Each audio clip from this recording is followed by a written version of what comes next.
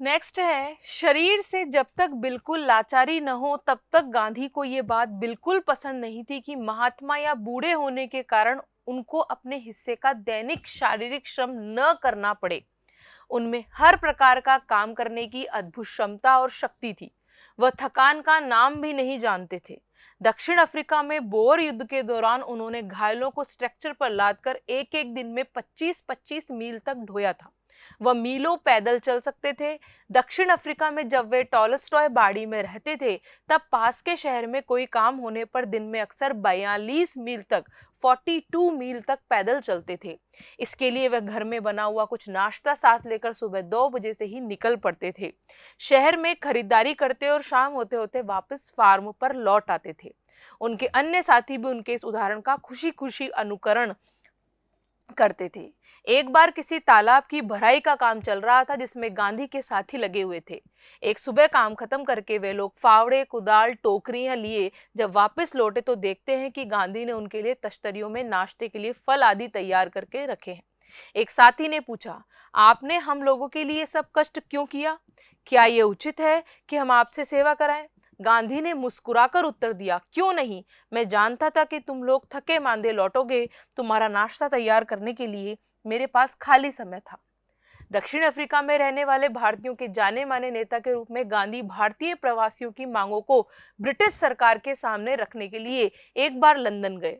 वहां उन्हें भारतीय छात्रों ने एक शाकाहारी भोजन में निमंत्रित किया। छात्रों ने इस अवसर के लिए स्वयं ही शाकाहारी भोजन तैयार करने का निश्चय किया था। तीसरे पहर 2 बजे एक दुबला पतला और छरहरा आदमी आकर उनमें शामिल हो गया। तश्तरियां धोने, सब्जी साफ करने, अन्य छुटपुट काम करने में उनकी मदद करने लगा। बाद में छात्रों का नेता वहां आया तो क्या देखता है कि वह दुबला पतला आदमी और कोई नहीं, उस शाम को भोज में निमंत्रित उनके सम्मानित अतिथि मेहमान गांधी थे। गांधी दूसरों से काम लेने में बहुत सख्त थे, लेकिन अपने लिए दूसरों से काम कराना उन्हें नापसंद था। एक बार एक राजनीतिक सम्मेलन से गांधी जब अपने डेरे तंबू में लौट रहे थे, रात हो गई थी। सोने से पहले वे अपने कमरे का फर्श बुआ रहे थे। उस समय रात के 10 बजे थे। एक कार्यकर्ता ने दौड़कर गांधी के हाथ से बुआरी यानी झाड़ू ले लिया। जब गांधी गांवों का दौरा कर रहे होते, उस समय रात को यदि लिखते समय लालटेन का तेल खत्म हो जाता तो वे चंद्रमा की रोशनी में ही पत्र पूरा कर लेना ज्यादा पसंद करते थे, लेकिन सोते हुए अपने किसी थके हुए साथी को नहीं जगाते थे। नोआखाली पद यात्रा के समय गांधी ने अपने शिविर में केवल 2 आदमियों को ही रहने की अनुमति दी। इन दोनों को यह मालूम नहीं था कि खाकरा कैसे बनाया जाता है। इस पर गांधी स्वयं रसोई में जा बैठे। निपुण यानी कुशल रसोइये की तरह उन्होंने खाकरा बनाने की विधि बताई। खाकरा गुजराती डिश होती है। उस समय गांधी की अवस्था 78 वर्ष की थी। गांधी को बच्चों से बहुत प्रेम था। अपने बच्चों के जन्म के 2 माह बाद उन्होंने कभी किसी दाई को बच्चे की देखभाल के लिए नहीं रखा। वे मानते थे कि बच्चे के विकास के लिए माँ बाप का प्यार और उनकी देखभाल अनिवार्य है, जरूरी है। वे माँ की तरह बच्चों की देखभाल कर सकते थे, खिला पिला और बहला सकते थे। एक बार दक्षिण अफ्रीका में जेल से छूटने के बाद घर लौटने पर उन्होंने देखा कि उनके मित्र की पत्नी श्रीमती पोलक बहुत ही दुबली और कमजोर हो गई है। उनका बच्चा उनका दूध पीना छोड़ता नहीं था और वह उसका दूध छुड़ाने की कोशिश कर रही थी। बच्चा उन्हें चैन नहीं लेने देता था और रो रो कर उन्हें जगाए रखता था। गांधी जिस दिन लौटे उसी रात से उन्होंने बच्चे की देखभाल का काम अपने हाथों में ले लिया। सारे दिन बड़ी मेहनत करते। सभाओं में भाषण देने के बाद 4 मील पैदल चलकर गांधी कभी कभी रात को 1 बजे घर पहुंचते और बच्चों को श्रीमती पोलक के बिस्तर से उठाकर अपने बिस्तर पर लिटा लेते।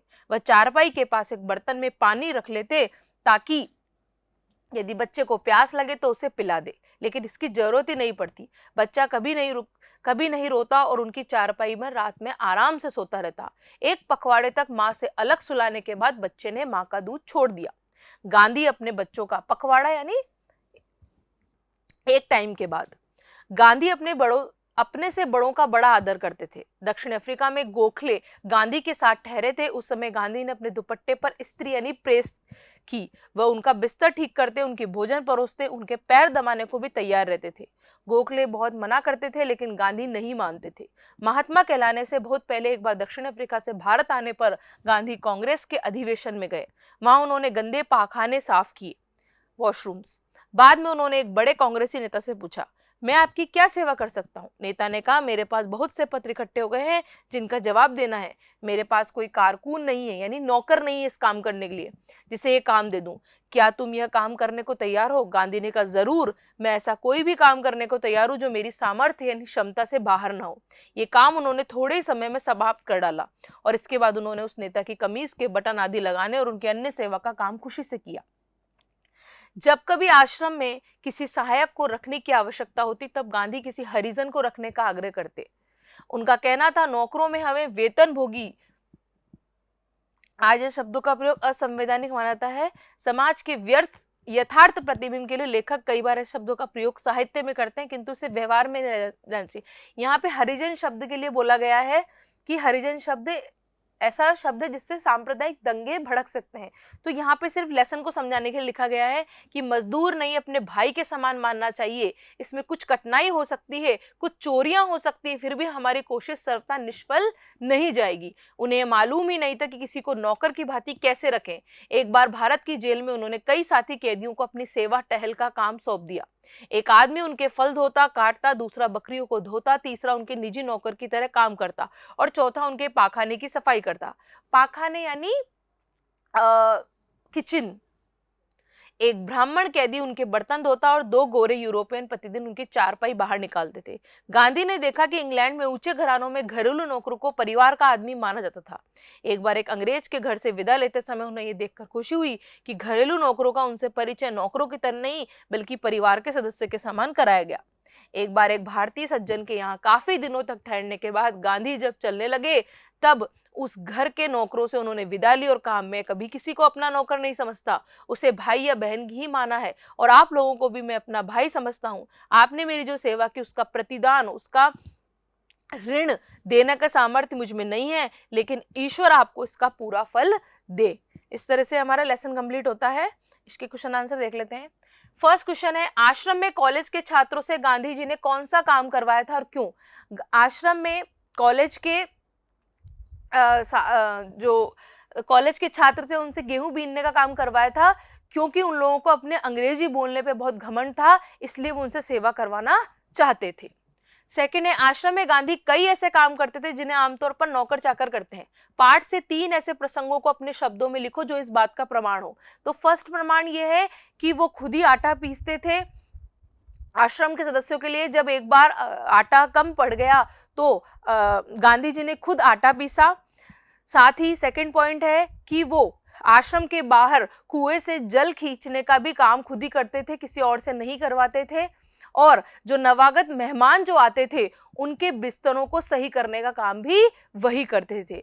और आश्रम में रसोई घर का काम, सब्जी, फल फूट, छुटमुट जो भी छोटे मोटे काम होते थे वो सब खुद किया करते थे। थर्ड है, लंदन में भोज पर बुलाए जाने पर गांधी जी ने क्या किया? गांधी जी को जब लंदन में भोज पे बुलाया गया वहां के छात्रों के द्वारा, तो वो खुद वहां पे रसोई का काम करने चले गए।